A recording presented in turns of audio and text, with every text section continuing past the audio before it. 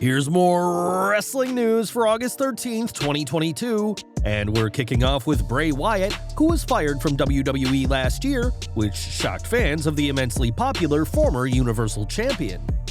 Recently, Wyatt penned a poem uploaded to social media where he referenced WWE, and between that and the recent returns, many fans are hopeful to see him return. It was reported this week that Wyatt's name had come up backstage within WWE's creative team, and we have an update as to what's really going on. A tenured member of WWE's creative team was told by Ringside News that while Wyatt's name has come up, that's all there is to it. His name has been mentioned, but not in terms of what will we do with him. At the time of his release, it was reported that Wyatt had been creatively frustrated with Vince McMahon, leading many to hope that Vince's retirement would kickstart Bray's return to the company. That may still happen, as we're sure Triple H would be open to at least discussing things with Bray, but his return isn't the done deal some people believe. Ever since Triple H took over as head of creative and talent relations, there's been a ton of changes taking place in WWE. Several superstars have returned, adding names to the main roster, and the roster may be about to go through a major change. Sean Ross Sapp reports that many WWE superstars believe that a draft is bound to happen soon and could be happening in less than a month. Their reasoning is that a lot of Raw superstars are scheduled for the first SmackDown after Clash at the Castle, which would be the September 9th show. On the flip side of things, SmackDown superstars have also been scheduled for the September 4th and September 11th episodes of Raw, which has only made people within WWE certain that the draft is imminent. Things have been said to lead superstars to think that a draft is coming, and writers have been told that multiple superstars will be repackaged very soon. WWE has had a lot of changes over the past month, and it may be a matter of time before the company confirms a new era with two brand new rosters. Over to NXT 2.0 now, as the roster is full of superstars hoping to make it to the main roster, and one name in particular is planning on being called up relatively soon. This week, WWE arrived in Los Angeles for the WrestleMania 39 tickets launch event, which saw an appearance by several main roster stars, as well as Santos Escobar. The leader of Legado del Fantasma, Escobar discussed his group and how next year's WrestleMania will be in California, and gave a huge tease about his future. WrestleMania. Next year's WrestleMania might just get grander because Santos Escobar and Legado del Fantasma might just make our WrestleMania debut and call this party Santos Mania. We should state that at this time we've not heard of any plans for Escobar or Legado del Fantasma to be called up, but of course that could happen in the 8 months between now and WrestleMania. A former NXT Cruiserweight champion, Escobar has certainly been a success in NXT 2.0, and it may be time for him to take his skills to the main roster. At Starrcade 1999, Bret Hart took a kick to the head by Goldberg that would ultimately end the Hitman's career.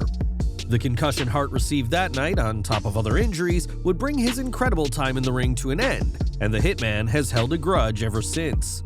To his credit, Goldberg has routinely apologized for what happened in the decades since then, but now the WWE Hall of Famer has reached his limit. During an appearance on Talk Is Jericho, Goldberg addressed Hart's disdain for him after all these years and is sick of feeling bad about himself. "I'm kind of at a turning point. I'm done saying I'm sorry. I've said it a million times. I'm not going to continue to tear myself down. I'm done. I said I'm sorry. If he can't accept my apology, it is what it is. You gotta move on." Perhaps if that kick had never happened, it would have been Bret who would have gone on to become a two-time former WWE Universal Champion. And while Hart will likely never forgive Goldberg, the former NFL star has made his peace with that. On last week's WWE SmackDown, Karrion Kross made his shocking return to WWE, attacking Drew McIntyre and setting his sights on Roman Reigns. Kross's return certainly came as a surprise, and his push to the main event isn't going away anytime soon. In the Wrestling Observer newsletter, it's confirmed that WWE's current plans is for Reigns to face Kross, but the timing of that match is a bit unclear. Reigns isn't scheduled to compete at October's Extreme Rules Premium Live event, which would mean that if WWE want the match, then it'll either be on TV or saved for November's Survivor Series.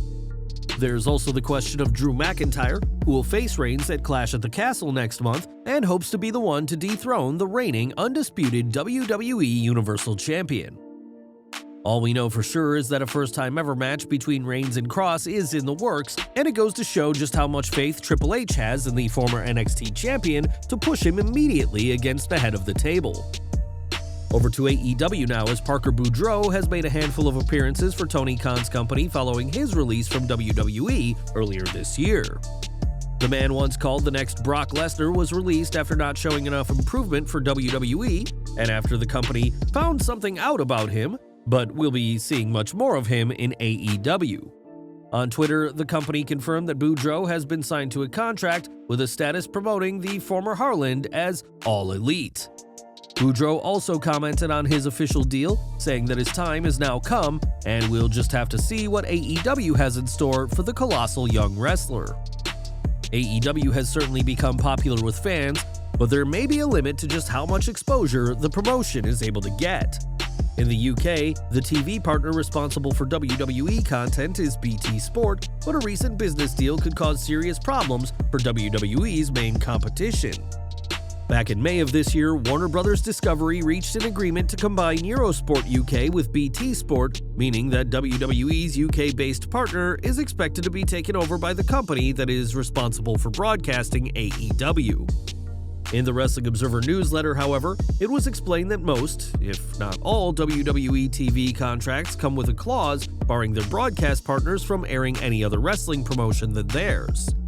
That means that if BT Sports is indeed acquired by Warner Bros. Discovery, the network would not be allowed to air AEW content because of this clause by WWE. AEW's current deal with Warner Bros. Discovery is set to expire in the end of 2023, and Tony Khan is hoping to sign a new, bigger deal with them, but if he succeeds, it means that AEW could have to limit their content in the UK. In 2017, nude photos and videos of Paige were leaked online in a clear breach of the former WWE superstar's privacy.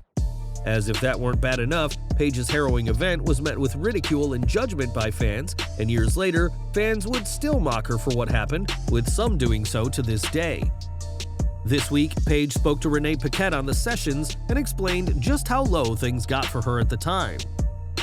"It was just the most awful moment of my life. I felt so stupid and so embarrassed, and I was already like a cokehead at this time and loved to drink, and that really got me to rock bottom where I didn't really want to be alive anymore."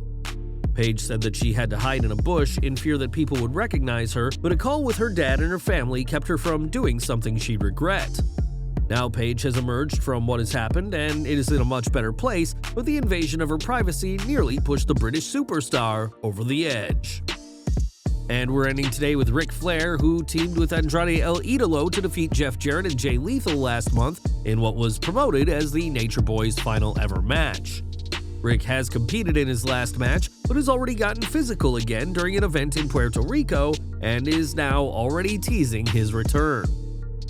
Addressing reports about his health during the recent match, Flair said that everyone is worried about his health, when all that happened was he got dehydrated and promised to drink more water than beer next time. Flair didn't outright say he was going to have another match, but he certainly implied it with his post, despite previously saying that he was satisfied with last month's match and has no reason to wrestle again.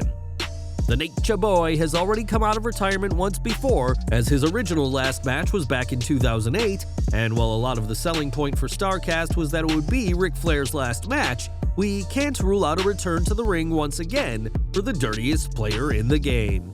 Well guys, that's our news for today. Please share your comments below. Also hit the like button, subscribe to our channel, and hit the bell icon to receive all notifications. And as always, thanks for watching.